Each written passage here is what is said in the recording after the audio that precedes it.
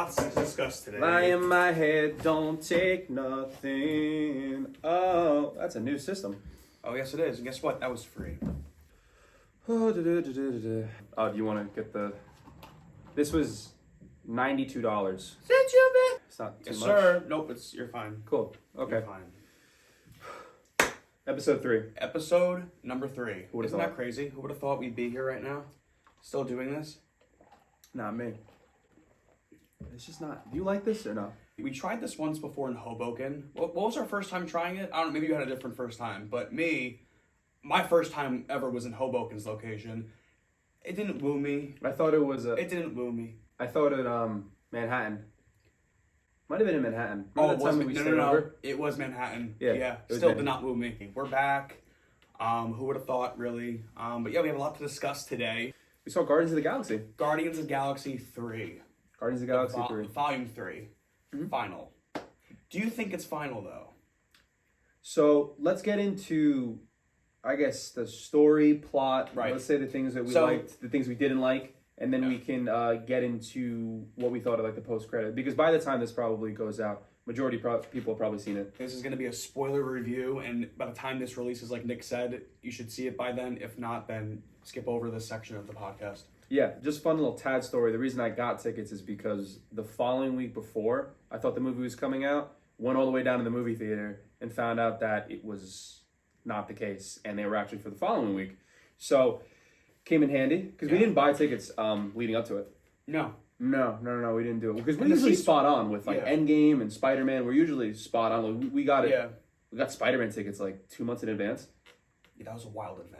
That was crazy. That was a pretty crazy event. Yeah, no, for this event, though, I was surprised that, like, it really wasn't a crazy packed, like, jam-packed theater. Honestly speaking, that movie itself, I was a fan of part 1 and 2. I actually rewatched part 1 and 2 before going into part 3 because I was kind of fuzzy on a couple things. It's been a while. It has been. And, you know, their story from the end of part 2 leading into Infinity War, Endgame, I was so more, like, focused on their journeys in those movies in which it wasn't even their movie. It was a movie they were a part of. Mm-hmm. So going back into it, rewatching Guardians 1, seeing the whole foundation of the character development from all sides, seeing it grow into Volume 2, the end credits scene to Volume 2, and then just everything and more. So this movie really was like a nice bow on top of a gift, in my opinion. I think for Marvel Cinematic Universe, this is probably their best trilogy. Oh, 100%. Of movies, for sure. I mean, like, Spider-Man trilogy is really, really good. I like the Captain America trilogy. I think those roll well together. But this one is just, it feels like it's like, you could watch them 1, 2, and 3 and kind of understand everything all forward, too. So it's a really, really good narrative. The animal stuff? That was rough to watch. And listen to me, I don't want to say I'm desensitized, because I'm not. That's wrong of me to say. But, like, it was really hard to watch. And plus, too, it was all obviously CGI for the most part. But it's so sad, like, though. It was I'm thinking about it and I tear up. Yeah. It's so depressing. There were some because this is a spoiler review. I can get into it when the High Evolutionary. That's the villain. The High Evolutionary in the movie. So the whole premise of the movie, if we can get into that real quick, is basically Rocket gets hurt in the beginning of the movie, and the Guardians have to go find out where his maker was, and that's the entire plot of the movie, to basically fix him and to get him better. And you see snippets of his origin story throughout the movie, and it's so depressing. I think he probably has the saddest origin story in superhero movies I've ever seen in my life. I agree. Yeah, watching his backstory and knowing that James Gunn came out a while back, maybe like a year ago now, saying that this movie is going to be heavily involving Rocket's backstory, I kind of knew, because, you know, his upbringing in the comics too, it just really paid well. It really, I would say that I can't even. This is probably a Rocket movie with Guardians, because it really is Rocket central, and the friends that he has, the bunny and the otter. Yeah, and oh my god, it was such a. You'll know what we're talking about when you guys see it, but it really made me think. It made me really feel and resonate with the characters a little bit more, especially him. And then also seeing everybody that he would, Quill, Dave Bautista's character, I forgot his name. Don't yell at me. Drax. Just everybody's the lengths that they went to save their friend, no matter what it may have cost them. Mm-hmm. It just really showed you specifically on what the great lengths you'd go. Another thing that I noticed with the movie was a lot of body horror. Yeah. Did you pick up on that? A lot of like animal. So the thing that a high evolutionary does in the movie too is he tries to make a perfect version of a species. So you have these weird animal humanoid type creatures, disgusting look. Like it's very body horror, and even his face at the end of the movie. Oh yeah. I wasn't expecting that. True. I don't know. Really, it was graphic. It was really great. Honestly, this movie was not your average Disney movie, and I Not feel like for it was a kids. fresh breath of air too. Yeah. From all we have been through, with like I said, we kind of talked about it last episode too, where like the MCU, the TV shows, when you get to Disney, but this movie with an F-bomb here and F-bomb there, they had graphics. Did that catch you off guard when he did that? Because it was very random. So it did not catch me off guard because I spoiled that, and there was a spoiler review I saw. This is what he does. Yes. No. Well, listen. Like I said, you're on social media and you see it. But ultimately, I knew that James Gunn officially announced in the final cut, because there were other cuts too, I guess, throughout the movie where I heard that in various other cuts they had different scenes with other curse words, but they only left this specific scene in because I guess it fit. And honestly, in the scene, it came off very natural because he's aggravated that what's the face Nebula can't open the door, and you could see it building and building. It was a build-up, really and then when you heard it, so when he announced it like 2 weeks ago officially that they were going to use the F-bomb in this movie. So I thought to myself, right off the bat there, I just knew it wasn't going to be Disney friendly. Like it was not going to be a Disney friendly movie. The big question during the entire movie is too, Rocket doesn't bite it too, so he lives. Do you think that was a good decision, or do you think they should have just killed him? Or then we'll talk about the other one who almost bit it too, but didn't. Do you think he should have died? So here's my theory on that, and here's my response to that. Yeah. I feel death is too predictable, because when you look at it from a perspective of the viewer, it's like if we went into this movie, because we kind of also went into this movie thinking someone major is going to die. Spoiler alert, no one major dies. But if you look at it from a more deeper context, a piece of them throughout their entire trilogy and all they've been through, they have each lost something to them, and pieces of them from Guardians Volume 1 all the way to now, pieces of them have died. So if you think about it, they have already made and already been through so much traumatic loss. So I thought to myself, it would be really predictable if someone major like bit the bullet, and also the MCU now, going into it, they've already proven that with the multiverse saga we're going into, whatever that means, I feel like death isn't significant anymore. Like there's a variant of somebody out there in some other multiverse. So I'm glad that James Gunn did not go with the whole someone major is going to bite the bullet, And I feel like everybody in their interviews leading up to the premiere, like Dave Bautista, I know that he kind of made commentary he's always on his character saying, "Oh yeah, this is going to be like a really really like dramatic end," or whatever he was saying. But like everybody kind of made a reference to like someone was going to die. And I knew like that's just too obvious. They wouldn't have done that. And knowing James Gunn, being that this is his last movie in the MCU for right now. I mean, he may come back, he may not. I don't know if he's ever going to come back. What do you rate the villain? Out of 10? Sure. Yeah, you could do out of 10 with commentary. Like you say what you like and dislike about him. What do you think? It's very hard to give him a solid rate because I feel like after Thanos, and now you're introduced to Kang, and now you're introduced to all these other, I'm going to say movie-level villains, because let's face it, he's not going to come back, this guy. No. He's a one-off. He's a one-off. Like Red Skull was a one-off to Captain America. The elves from exactly. From Thor. Yeah, they're all like movie threats. So when you're going into this movie, you're like, oh, okay, like, he's a movie threat. Meanwhile, there's a bigger threat in the universe, as we know as the audience, Kang Dynasty. That's a good point. So knowing all of that, it's hard to get attached. Or think of it like, oh my god, this guy means business. Okay, I mean, like, there's already bigger business above him, so it's like that's how I feel personally. He was. The whole thing about a villain is you want to relate to them, and you want to figure. That's why Thanos is so relatable too. Oh yeah, because you can actually understand his motivation and why he does what he wants to do, and why he wants to wipe out half the universe. You understand his motives, and you understand why he does what he does. This guy, crazy. Do we even get a backstory on him? He's considered to be a god around the universe. And that he created. Yeah. He made worlds and everything, and he has like a perfect view on what people should be, and he tries to make them. Besides that, he he lost me when he starts yelling all the time. He had a lot of scenes where he's just screaming Dramatic. like a buffoon. Yeah. Dramatic. When he was doing that kind of stuff, I was just like, well, he's just screaming. He's a guy dealing with trauma in his own way. General Zod. Zod. Yes. General Zod. I'm with you. If you just start screaming to show your motives, then I'm kind of like, all right, like, whatever. Doesn't know how to rule, doesn't know how to communicate. It's like... No, yeah, so the villain's kind of throwaway. As I said, Rocket is the heart of the movie. 150%. Everything to do with his backstory is perfect. I think that this is the best Marvel movie since Spider-Man No Way Home. Mm-hmm.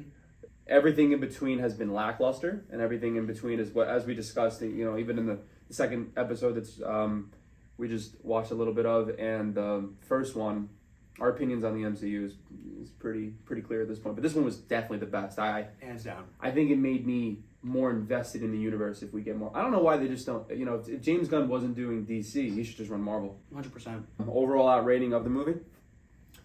I give this honestly a 9 out of 10. 9.1. Okay. It's 9.1. Okay. Yeah. Why do you have to do one above me? I don't. This is fun. The post-credit scene.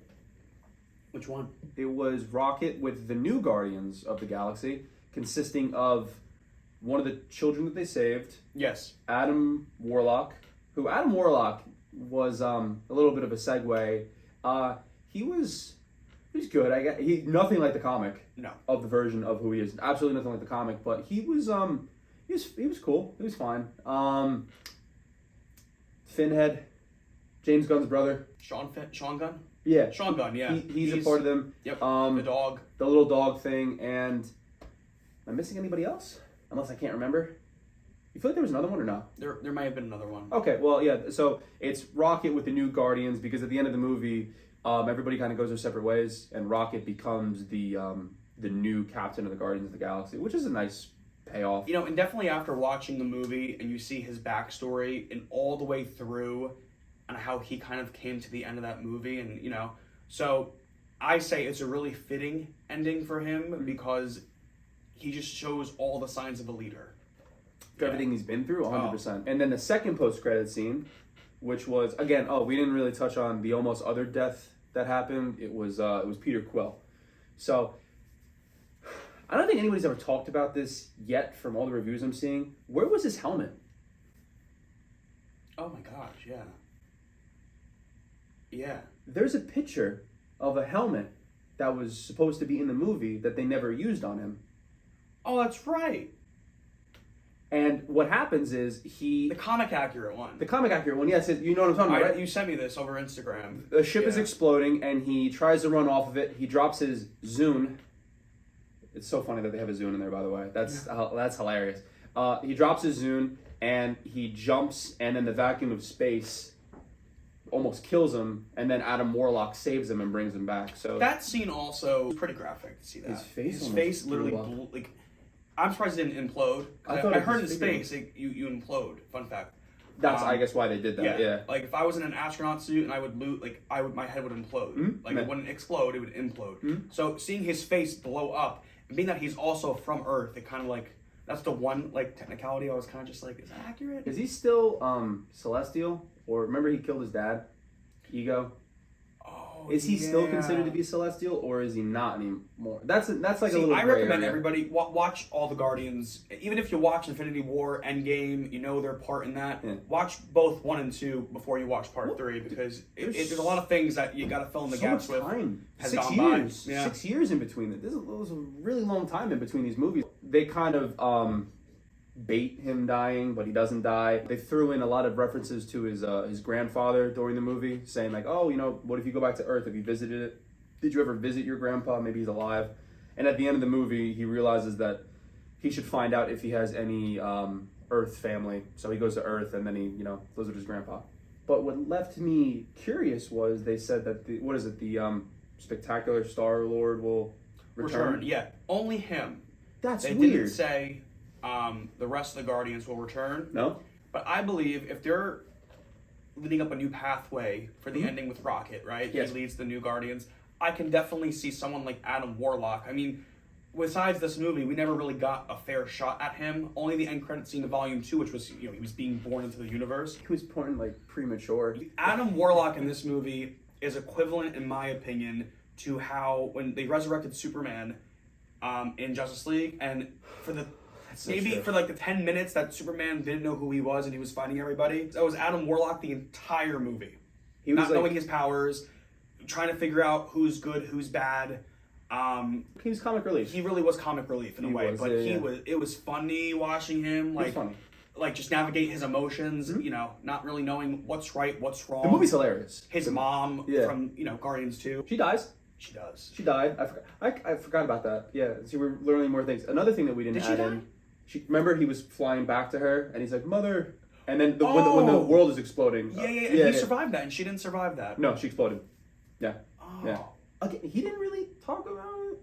He didn't griefing process. He just had an animal. Because then again, it's like, can he even grieve? Does he know what emotions are? Because think about it. Point. Him being paired with that little creature dog that he kind of grew up. That was so cute. It was, but I think that was purposely done as a red herring to pair the both to kind of make him be like, oh, like I have I can feel for this thing. Sure. He didn't just remember the mom who was like, just kill it. It's annoying. Yeah. And he was like, that's rude. You know the overall out theme of the movie, right? No. It's pet love. True. It's all about pets. Everything is humanoid. Everything's animal based and everything. That dog gets attached to him. Rocket is really like almost like not necessarily like a pet, but it's all animal based. It's about animal cruelty, and it's about the horrible things that happen with animal cruelty, and it's about having a pet as well. Yes, it's a beautiful message. Because I think recently his dog died. Could have something. Did it? I think on Twitter. I think I saw something where R.I.P. Yes, he did. I'm right, right? A year ago, maybe. Don't quote me. Maybe it was between. I remember something. I think a pet of his maybe died. His feelings went into that, and he did a lot of pet love, which is beautiful. I love animals so much. That was beautiful. Another thing that we didn't talk about the movie is Gamora. Well, I watched the second episode too, because it's when we're filming it's going to come out today. You had a prediction that Peter was going to make her fall in love with him again. Yes. It doesn't turn out that way. And honestly speaking, I'm happy that it didn't turn out that way, because I feel like it had such a realistic, like, for example, all that time in the movie, you cannot jam-pack all the history that they went through from volumes 1 to Infinity War. You can't do it. So if they did that, I would have been very unimpressed by it, because it would be fabricated in a way. It'd be like kind of like it would be for the fans.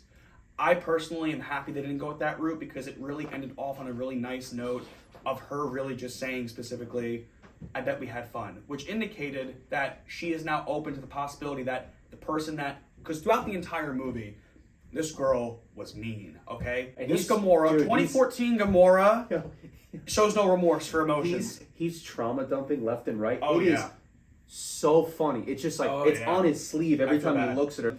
The reason that they meet up again, too, is because she's a part of the Ravengers now. And they had a connection with the Ravengers to break into a place to get somebody for Rocket and everything. That was one of the things. So Gamora is with them for the whole movie, basically. But she is a completely different Gamora. The 2014 version, as you said, too. And she is not nice. She was coming from a place, Gamora. I'm going to say 2014 Gamora, because if you guys have watched Infinity War, Endgame, obviously Gamora from 2018, from the version of Gamora, the variant of Gamora that lived and fell in love with Quill from volumes 1 and 2, her character died in 2018's Infinity War, and then was brought back because the 2014 volume 1 version, before she even met Quill, is now the main character in that universe, similar to Loki. So ultimately, Loki, exactly the same thing. Loki's 2018 version from Ragnarok, he died in Infinity War. And then when they time traveled in a segment in Endgame to go back to New York, 2012's version of Loki is the Loki who's the main character now in the MCU. So he branched off into his own timeline, and that's the version of him. So none of the events that happened from 2012 all the way to 2018, he didn't live that yet. So now that's a variant of him. So same exact thing with Gamora, but this Gamora, I feel like her guard was totally up, because imagine, like, just think about it this way. Imagine if you, right? Let's just say me, right? Me? Let's just say everything we have been through the last 5 years of our lives, right? Let's just say we go back in time before all that happened, right? And we get that version of ourselves goes into our timeline now. Oh, different people. We would not know how to live the way we're living. No, from our no. perspective. That's a good point. Yeah. So she's now in a world of people telling her, "Oh, Gamora, you were like this. Gamora, we were like that." She's like, I can't defend myself. So now she has to be this hard ass. Yeah. She has to be this hard ass B. Because I feel like the old Gamora, before she, got away from Thanos and everything, she was conditioned to just be very, very hard and just deflect. She didn't want to be a part of that. Do you think the reason that Peter left and went back to Earth because he realized that there's nothing left for him in the Guardians? I 100% agree. He can make something new out of something that he's always known.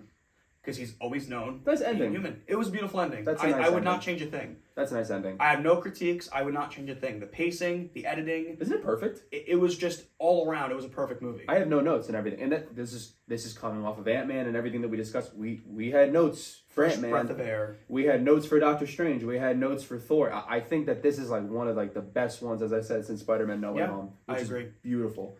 So that was great. Alrighty. So that was our review of Guardians of the Galaxy 3.